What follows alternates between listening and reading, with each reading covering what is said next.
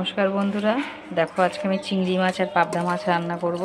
তো চিংড়ি মাছটাকে প্রথমে নুন হলুদ মাখিয়ে আমি রেখে দেবো কিছুক্ষণ। পাবদা মাছটাকে আগে মাখাচ্ছি নুন হলুদ ভালো করে, তারপরে আমি চিংড়ি মাছটাকে একই জায়গায় মাখিয়ে নিচ্ছি।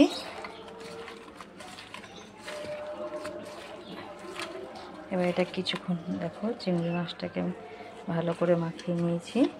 চিংড়ি মাছটাকে পাবদা দুটো ছিল, দুটো পাবদা মাছকে নুন হলুদ ভালো করে মাখিয়ে নিচ্ছি আমি।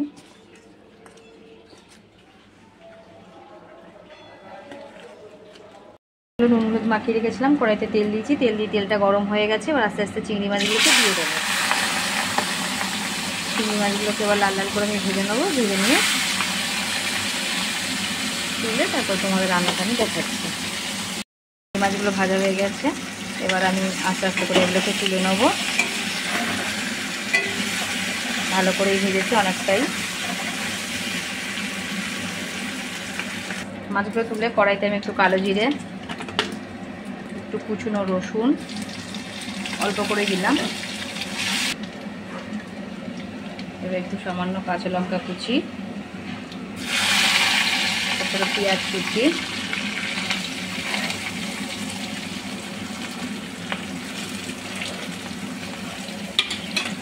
দিয়ে পেঁয়াজগুলো একটু সামান্য লাল লাল হয়ে যায়। পেঁয়াজগুলো ভালো করে নেড়ে চেড়ে লাল লাল করে ভেজে নেবো।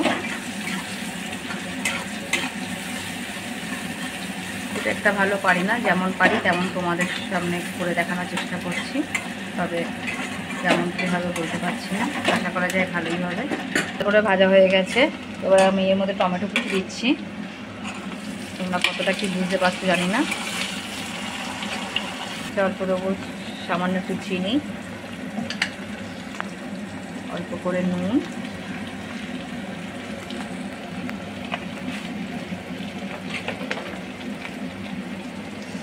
পরিমাণ মতন হলুদ,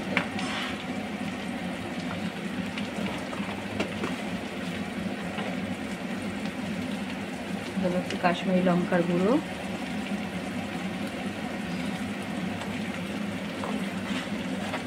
এটা দিলাম ঝালের জন্য নয়, এটা দিলাম কালারের জন্যে। এটা দেবো ঝালের জন্য একটু লঙ্কার গুঁড়ো। ভালো করে নাড়বো।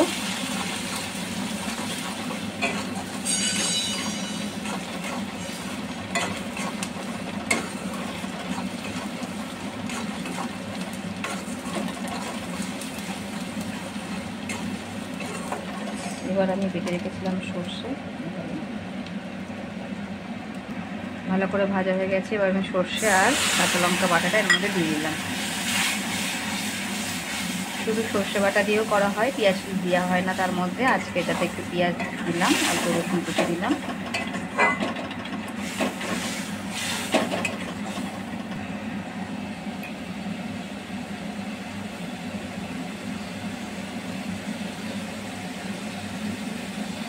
কিছুক্ষণ পর মাছগুলোকে আমি এর মধ্যে দিয়ে দিচ্ছি। একটু চাপা দিয়ে রাখবো।